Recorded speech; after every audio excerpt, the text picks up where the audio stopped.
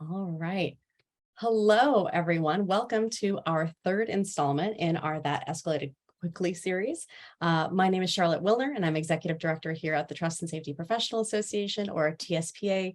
We're a nonprofit supporting our global community of people working in online trust and safety. So we work with the teams who do trust and safety work to develop expertise and skills and relationships that they need to navigate this very unique profession.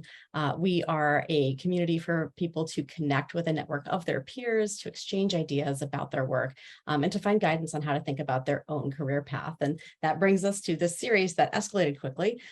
In this series, we're talking to people who have built their career in trust and safety, which didn't always exist as a field, has existed for a while now, but we're still in the zone where people don't necessarily grow up and think like, oh, or when they're kids think, oh, well, this is what I want to do when I grow up.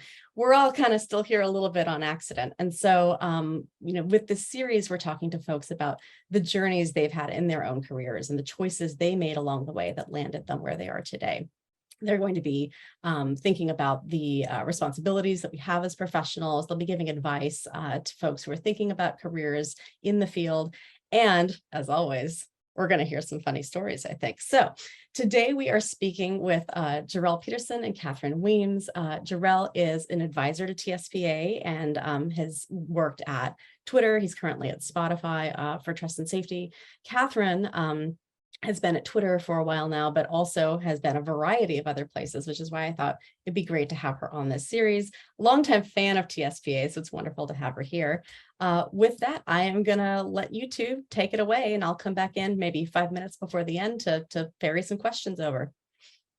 Awesome. Thank you so much, Charlotte. Very excited to be here. Cathryn, very excited to interview you. We've worked together in the past, but we've also been like firefighting and dealing with complex issues. And so I'm really excited for the opportunity to actually learn a bit more about you beyond just what you do, but how you think about it, how you approach this work. And so one of the things that stuck out to me in your background is you've been doing this work for over 20 years, right? And TNS work specifically for some time now. And so I'd love to hear, how did you get into this work? And is this something you've always wanted to do? So great question. Hi, nice to see you in a slightly different setting. So after college, I actually was au pairing in America. I'm not originally from America, as you know, and also others can hear from my accent. Spoiler alert. But near the end of the time I was au pairing, that I saw an ad on the internet that said, "Do you like surfing the web? Do you want to get paid for it?" And that's what we called it in those days, was surfing the web. And I was like, yeah, I'd like surfing the web. And yeah, I like money. So I applied for the job and I got it. And it was a job working as a Yahoo surfer. And we used to have T-shirts that said, "Yahoo surfer, yes, I get paid for it." Because that literally was the first question everyone would ask. So that's how I got into tech about 20-ish years ago. And the role required making judgment calls and paying attention to detail and understanding nuance and helping people. And the roles that I had throughout my time at Yahoo were all trust and safety type of roles, even though that was not a term that we used back then. I first heard the term randomly from someone who used to be at Twitter, but I don't think they created it, but that's where I first heard it. But those themes that were apparent in that first role that I kind of fell into essentially have kind of remained throughout my career through a number of different tech companies, as Charlotte alluded to, and I've done lots of different types of trust and safety work throughout that time. I'm focusing more on legal operations and law enforcement response right now, but I've done policy development, I've worked on content moderation in general, and also specifically for CSE or CSAM. I've done some spam and phishing work. It's a long time ago now, but I've done account security, some customer support, some product trust, and I even have done some ads policy stuff, but that was a very long time ago and don't remember very much. So the industry has matured so significantly over the time that I've been doing this work, and we have our own professional association now, which, as Charlotte said, I'm a big fan of and very excited that it is what it is at all, and that it is developed into what it's become, and super excited about TrustCon that's coming up. So no, when I was in school or college, I didn't dream of being in trust and safety because it just didn't exist. The internet didn't exist when I was in little school. I did study applied computing and maths, which is surprising to literally everyone who I ever tell that to. And so I did actually have to create a web page for one of my internet courses in college. So the internet kind of was starting to exist in the way that we know it now. But I definitely fell into this career, and I guess I haven't looked back since. So Awesome. that's kind of like the overview. Well, we're glad you're here and you continue to do it. I'm so curious about the professional surfer. Would you say that was like V1 of proactive detection? Was it just like get on the internet and find and make decisions? Or was there like a reporting flow and that kind of thing at that time? You know, it was actually on a surfboard. No, I'm kidding. I don't think my balance is terrible. That would be a bad idea.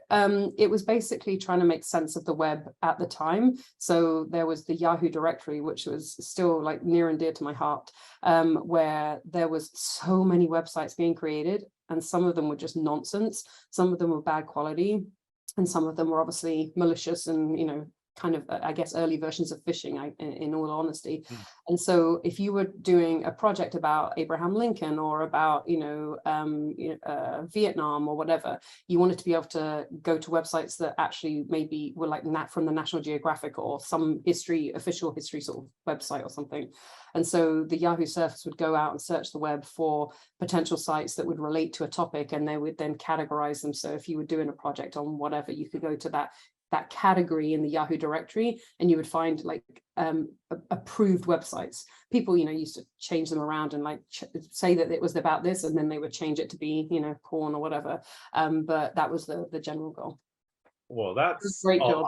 Lots to unpack there, but I'm very also grateful that we have evolved a lot since then and those times. Before we kind of move on, you mentioned legal operations and that work. For the folks who don't know, can you share a bit more about what that team does and what a success look like for legal operations teams?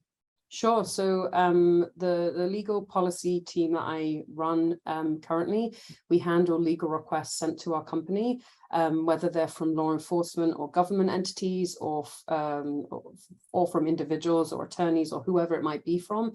And they're either requests seeking user data on users of our platform, or they're seeking to remove or limit visibility on content that is on the platform.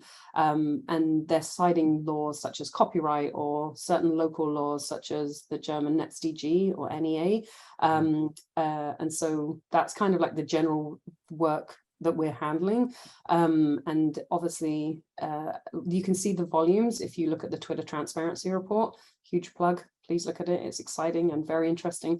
But the volumes that you can see that come into our teams requires obviously just general operational management of how to handle that in the best way. So success is you know, some of the standard operational metrics of how much volume are you handling, how quickly are you able to respond, what is your response, does that change, what is the trends over time, you know, some of those kinds of things. Yeah. Awesome. I love the plug for the Twitter transparency report. I think we spend so much time on these documents and everything that users and people who care about encounter externally. And I'm always surprised at how few people actually read them or care, right? Well, no. So many people care. So many people care. You see that in whenever there's a company that does or doesn't do whatever, you can see how many people care about the decisions the tech companies are making. But I think a lot of people, average people, don't know that these things exist, or there's so much data for some of the bigger companies that I think it's hard for individuals to really comprehend it, right? So but I definitely think people care based on how much conversation is out there about the work that we do. But it is really exciting to be able to share some of that publicly in a way that we obviously can't on individual cases because of the sensitivity of what we do. Yeah, really good point. So not only do you work in TNS, one of the reasons I was excited to speak to you is because you're also a senior leader and you're responsible for a very large scope of work. And so I'd love to hear, like, what's your philosophy for leading trust and safety teams? So I've only worked in and led trust and safety teams, so I'm not sure if my philosophy is just my philosophy, if it's a philosophy for leading trust and safety teams, if it's exclusive to trust and safety teams, because if I was to go out and run, I don't know, I always use marketing in this random other not trust and safety team. I always go to marketing for whatever reason. But if I was to run a marketing team, I don't know if I would lead it differently because I don't know what it would require. But my philosophy for what it is to lead with empathy and authenticity. You've worked with me, and hopefully you would agree that that's at least some of the time that's apparent. And then just to try and do the best job I can based on what it is that I'm expected to do, so that I can, achieve that to the best of my abilities most days, every day, hopefully, most days reality, for myself and then the team that I manage, and obviously then the company who pays me. So. Mhm. And then what skills and qualities do you look for folks who are going on joining your team, or who you think are going to be successful in this work?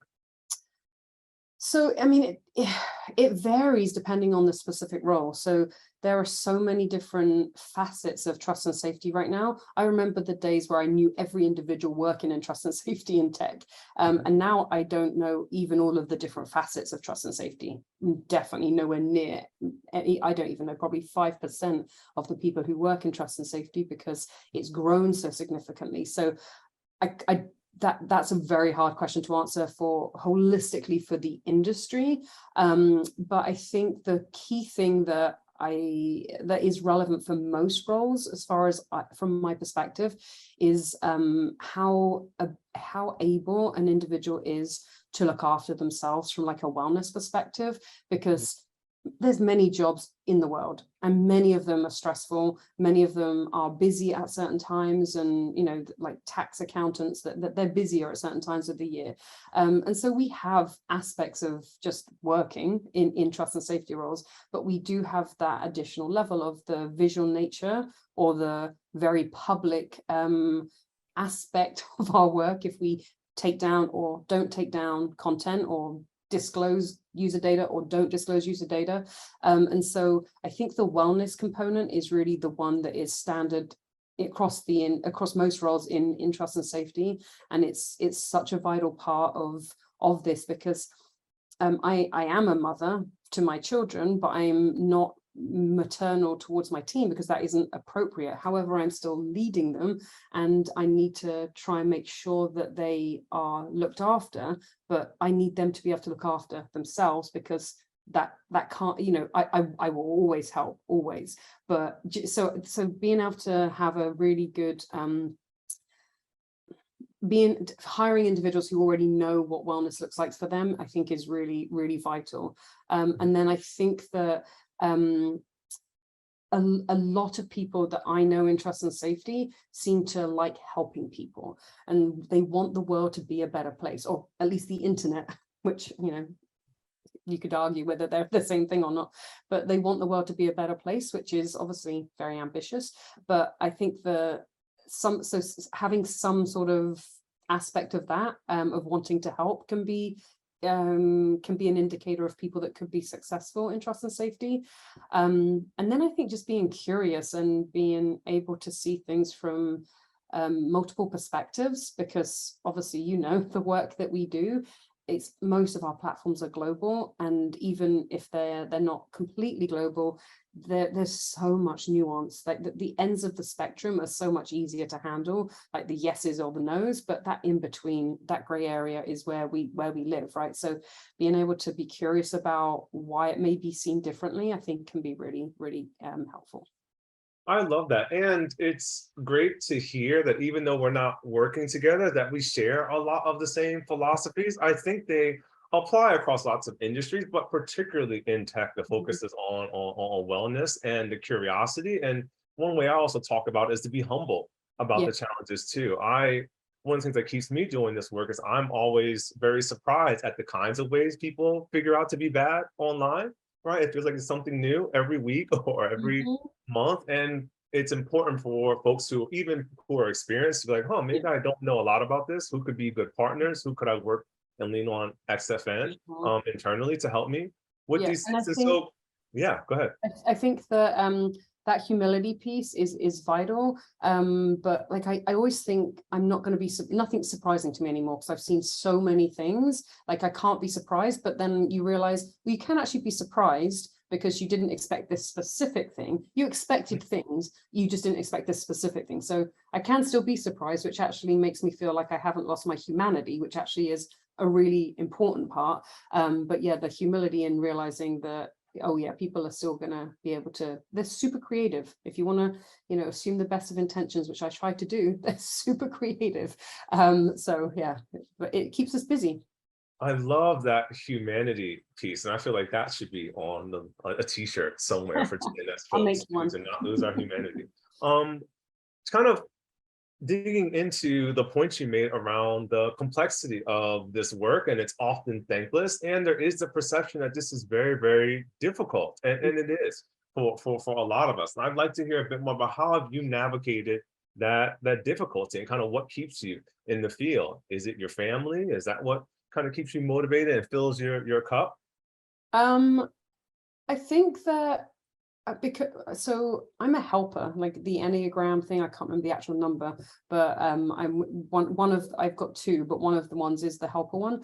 And I think the knowing that we help people around the world every single day, the impact of what we do, even for smaller platforms, where the reach isn't quite as much, like we're having such a huge impact and such significant work. And we're making a difference in the world, which that sounds kind of ridiculous, and we just talked about humility and that doesn't really sound that humble, but I think it's really true. And so that keeps me motivated on a general level for trust and safety, like in general as an industry. But I have the privilege of managing a pretty amazing team. You obviously used to work at the company, you know some of the individuals who I work with, and so that keeps me motivated on a day-to-day level, because I want to do the best I can for them. And so I think that's probably like the key motivation. But like it can be thankless, but the I think the industry is changing a lot, and the work can be challenging, but it also can be rewarding. But more and more people are understanding some of what we do, right? That people didn't used to understand what we did. So I think that I don't know, I think that that's important. Mm-hmm. I would agree. It does feel like it's changing. Even when I think about my own Twitter timeline, I don't tweet a lot for lots of reasons. I feel like I have a complicated relationship with that platform for lots of reasons. But I see people, and I feel like you're getting so close. They're getting it. Like, well, my favorite one is like, oh, this content was suspended, or this account was suspended. And I'll see folks in the comments are like, well, if it was suspended, you wouldn't be able to see it. Maybe something else happened. And I'm like, yes, yes. Like we worked so hard on those talking points. Like people are starting to get it Yeah, and have more nuanced conversations yeah, about it. And I feel like us continuing to move forward is helping and contributing in some yeah, way. yeah. Related to like our work in the outside world, really curious, how do you explain your job to family and friends? Do you just say, I do online stuff to keep people safe? Do you go into details? Love to hear about that. That's Yeah. something I know I encounter a lot. So this has definitely changed over the years, for sure. Partly because my role obviously has changed and I've had different roles, so explaining it would obviously vary, the specifics would vary. But the perception, as we just talked about, the perception and understanding of the work that we do, people didn't know what trust and safety was like 10 years ago. We were starting to sort of coalesce around the term, but as an industry, but externally, people weren't really thinking about that. But people used to ask me, like at parties or whatever, when I would tell them I worked at whichever company, or they would ask in sort of a exciting, salacious way of, you know, what's the worst thing you've ever seen on the internet? And obviously, don't worry, trust and safety people, I didn't answer that accurately ever. But it was almost like a punchline at a party to some extent, because it was intriguing, because people hadn't seen anything bad on the internet. They'd seen some stupid messages and spam, but they hadn't seen the worst stuff. But in the last, I don't know, 5 to 10 years, people don't ask that anymore. I can't remember the last time people asked that. And so I think that people are just more aware of what's out there, and I'm desperately hoping it's from reading news stories versus having to experience it themselves. But they understand how awful some people can be and what some of what we're dealing with on our platforms. And the platforms get a lot of the press attention about this company didn't do this or this company did do this. And obviously those things are true, and we need to be responsible and we need to continue to strive to be better. But we're reflecting what the people around the world are actually putting on our platforms. And so I still think that there's something there. And my dream is to, hope that over time, governments can actually help educate their citizens on how to actually be a better person. So talking of lofty, ambitious goals, that's my dream, that we won't have these problems over time because people will understand the ramifications or the repercussions of what they're doing a little bit better. Again, that's a very, very high global goal versus my specific goal. But so explaining my job and the specifics of it, it's just not as difficult anymore because people have more context for the type of work that we do. We have the transparency reports now. So if people want to know some of what I do, I can literally point them to a website where they can go and see some of, the countries that send us requests or the individuals or, the entities that send us requests. So I think that piece really helps because obviously it's great for transparency in a number of ways. But I think in terms of just explaining our roles and what we do, people just understand it in a very different way than they did when we started. Awesome. So as we start to kind of wind down the questions, I'd love to think about like how we can support others. A lot of people on this call are likely just starting in their career or are thinking about moving into TNS and use these kinds of things to figure out, do I even want to do that? Would I be successful? Right. So I'd love to hear from you. What advice would you give someone who's considering a career in TNS or someone who just started doing this work? Sure. So I think that also depends on the type of area of trust and safety you're in, and whether you're an IC or a manager, or whether you're, project managing, all of it obviously would vary to some extent. And I think it also, I guess the best advice is if you're trying to get into trust and safety, figure out the companies that you respect or that you use or that you understand at least, and look at their job sites and see if there is anything in the trust and safety realm. The qualifications and requirements can obviously vary, but there are many entry-level positions, as far as I can tell. There's many entry-level positions where there's no prerequisite for trust and safety experience. So you can come to those jobs with kind of any degree, because we do need a variety of perspective. It's vital to have that because of the global nature of the sites that we work on. And having language skills, like being able to speak and understand different languages, that seems very valuable. And so that would be one thing maybe that would be a good skill to have if you don't already and it's something you're interested in. But also paying attention to some of the experts that are talking about the areas of trust and safety that you're into. So if you're really sort of into cybersecurity and privacy and, or regulation or something, then figuring out some experts that talk about that, when it doesn't have to be on Twitter. But, Daphne Keller, for example, is a phenomenal follow on Twitter. And there's tons of other people like that. If people are interested, you can, hit me up or you can reach out to TSPA. They're a great resource also. So I think those would be some of the things that I would advise. And then obviously, if you're already in trust and safety, look after yourself. Make sure that you're looking after yourself, because that's your job. It can't be anyone else's job. They can help you, as I talked about earlier, but you really need to protect yourself for the long term so that you don't have that immediate burnout or that you're not, I tell people that when they start on my team, I want them to, whenever they leave, hopefully in number of years later, I want them to leave at least as psychologically healthy or mentally healthy as they were when they came in. Hopefully they're healthier because of the wellness programs that we have and the coaching and everything that we may provide. But that's probably the advice I would give. I love that. So leave healthier than when you started. Yeah, ideally, or at least as healthy. Yeah. And Charlotte's here to tell us to stop talking. Well, I'm just here because, it's like the 5-minute warning.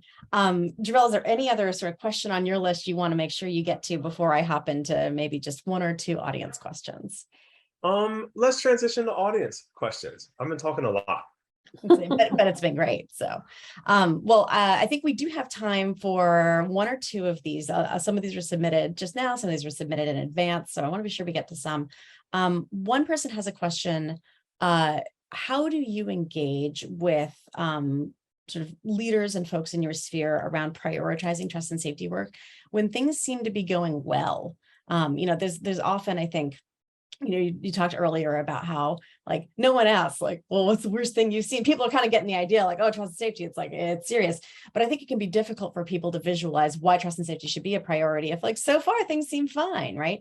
Have you had any experiences with that dynamic and Yes, of course. only ever been on fire, right? Like what would you recommend for folks who are maybe in that position, having to illustrate like, yeah, and we need to keep it fine, Yeah.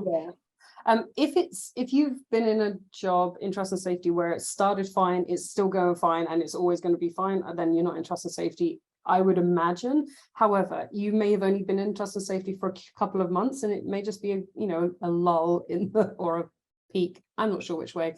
But I try and use, I don't know if this is a standard trust and safety adage or if it's a just industry wide, like global, of never letting a good crisis go to waste. So it's for me, helping people understand why trust and safety is important and vital is kind of work you have to do before it's going well, because there's inevitably going to be, even if you're doing absolutely everything per your policy, there's no mistakes ever from anyone, there's no sort of random things that just come up, there will be something at some point. And so when there is even a small crisis, I think you need to use that to help people understand, yeah, this happened, and this generally doesn't happen because of the work that we're doing. It's really hard to prove that you prevented something. And we talked for literally 15 years in trust and safety in conversations.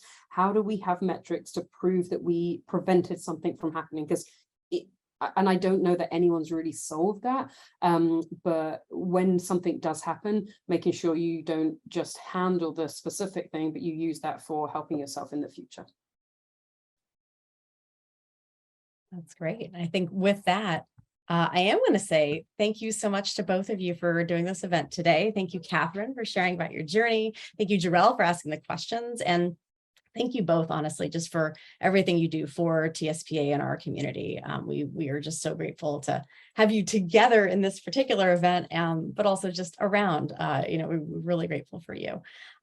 So, audience, if you've been watching this and you're thinking, wow, this is content that is relevant to my interests, you can check us out at tspa.org. We have all kinds of resources for people in trust and safety careers. We have volunteer written curriculum. We have a monthly newsletter. We have a jobs board. We're redoing our library right now, so that's going to be great to tune in soon. And that's all accessible without becoming a member. So if you're just like swinging by on YouTube later thinking, what's this all about? You can access this. But that said, you should become a member. So we have a members only Slack space. We have all kinds of members only events. We got local meetups. We got topical roundtables. I've got a foster dog downstairs barking. I hope you can't hear him too much. So if you go to tspa.org, you'll get all kinds of information about how to become a member, either as an individual or, bringing your company alongside to become a supporter of TSPA.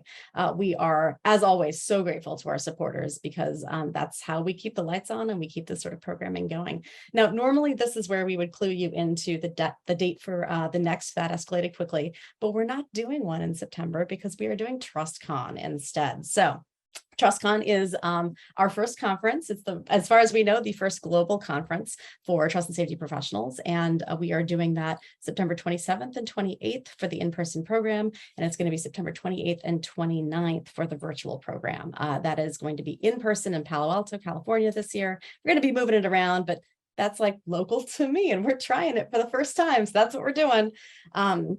We are right now in a waitlist situation for the in-person. So if you go to trustcon.net, www.trustcon.net, you can sign up for that waitlist. We do expect to have some more in-person tickets available, drop in the subsequent weeks. We also have the virtual program, and that is not at capacity. You can sign on up for that. I hope we really see you at either of those events. And After that, we will then have another that escalated quickly in October. So we have a question. Is TrustCon members only? It is not. It is open to anyone who is interested. So we expect to have a lot of members there, but you do not need to be a member to attend TrustCon.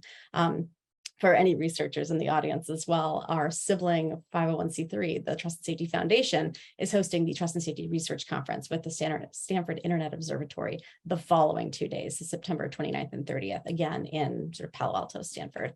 So you can find more information about that on our website, tspa.org and trustandsafetyfoundation.org. With that, I think I've given a lot of conference information. Jerrel and Cathryn, thank you so much for your time and your wisdom today. And everybody stay safe out there. We'll see you next time. Awesome. Thanks, Thank Jerrel. you.